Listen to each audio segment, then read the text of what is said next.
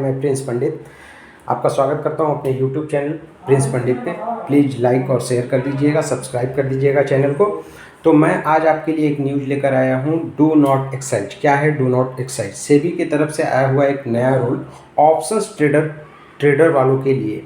Options trading में जो भी ट्रेड करते हैं उनके लिए ये इन्फॉर्मेशन बहुत ही ज़रूरी है। सुना तो आपने होगा ही, नहीं सुना होगा तो सुन लीजिए। मैं बहुत ही सिंपल और छोटे शब्दों में इसको बताना चाहूँगा। डू नॉट एक्साइज फ़ायदेमंद भी है, नुकसानदायक भी है। फ़ायदेमंद उन लोगों के लिए है जो अब तक ट्रेडिंग करने के दौरान फंस जाया करते थे। मतलब आप ट्रेडिंग कर रहे हैं, गुरुवार को एक्सपायरी होती है, ऐसा हम सब जानते हैं बैंक निफ्टी और बैंक निफ्टी की। तो एक्सपायरी के डे के दिन गैम्बलिंग हो जाती है। हम कुछ और सोचते हैं, हो कुछ और जाता है, तो उसमें पैसा जीरो हो जाता है, हमारा पैसा पूरी तरह से जीरो हो जाता है। और अक्सर ये नए ट्रेडर्सों के साथ होता है। आप सुबह से सोचेंगे कि मुझे पैसा आ रहा है, पैसा आ रहा है, पैसा आ रहा है। अचानक से एक न्यूज़ आएगी, कुछ भी, मतलब आप कॉल साइड का लिए हुए हैं, कॉल साइड जा भी रहा है, आपको पूरा मार्केट दिख रहा है कि कॉल साइड का है, अचानक से वो पुट साइड हो जाती है और जब तक आप सोचते हैं आपका पैसा जीरो हो जाता है। तो इस चीज़ से और गैम्बलिंग के नाम से बचने के लिए सेबी ने ये रूल लेकर आया है। तो इसमें होने वाला क्या है, डू नॉट एक्साइज में होने वाला क्या है?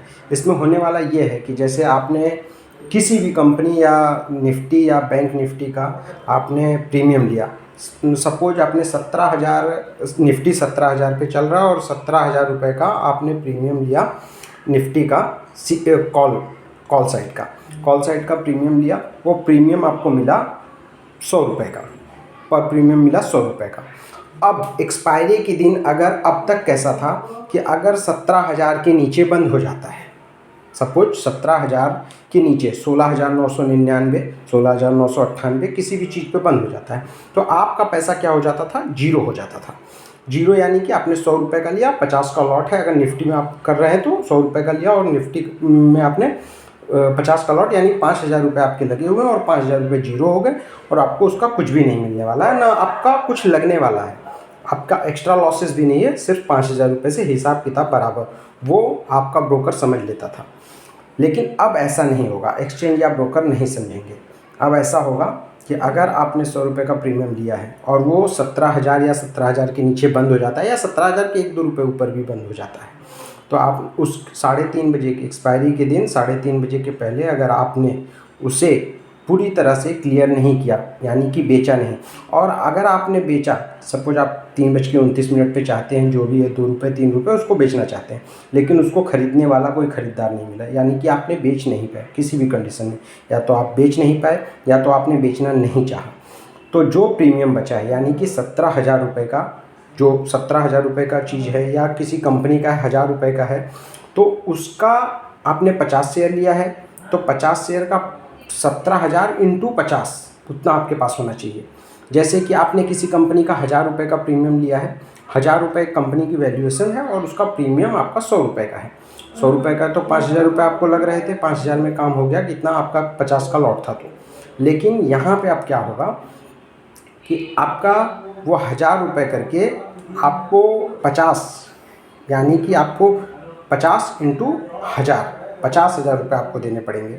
इसी तरह अगर उस कंपनी का आपने प्रीमियम 2,000 रुपये का लिया है, तो 2,000 इंटू 50, यानी कि आपको 1,00,000 रुपये देने पड़ेंगे।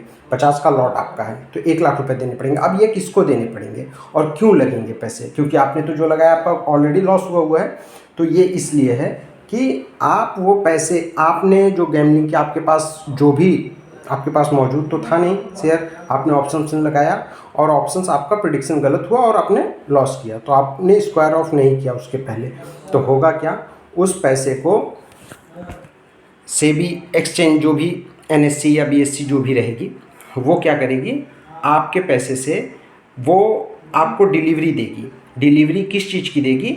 वो पूरे लॉट की, 50 की आपकी निफ्टी या किसी कंपनी की जो भी आप लेते हैं उसकी पूरी लॉट आपको दे देगी, जो आपके पास कैश या फ्यूचर में हो जाएगा, जिसको आप बाद में वो डिलीवरी में आप लेंगे और बाद में बेचेंगे। इसमें आपका लॉस हो सकता है। तो इसलिए इस जानकारी को आप अपने ध्यान में बैठाइए।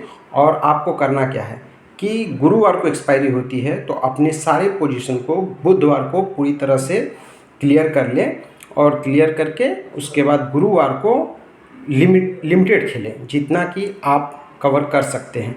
और 3:30 का समय है, तो मैं कहूँगा 3 या 3:05 तक क्लियर हो जाए, क्योंकि इसमें भी गैम्बलिंग होगी कि आप 3:25 या 3:20 को बेचना चाहेंगे और वो बिकेगा ही नहीं।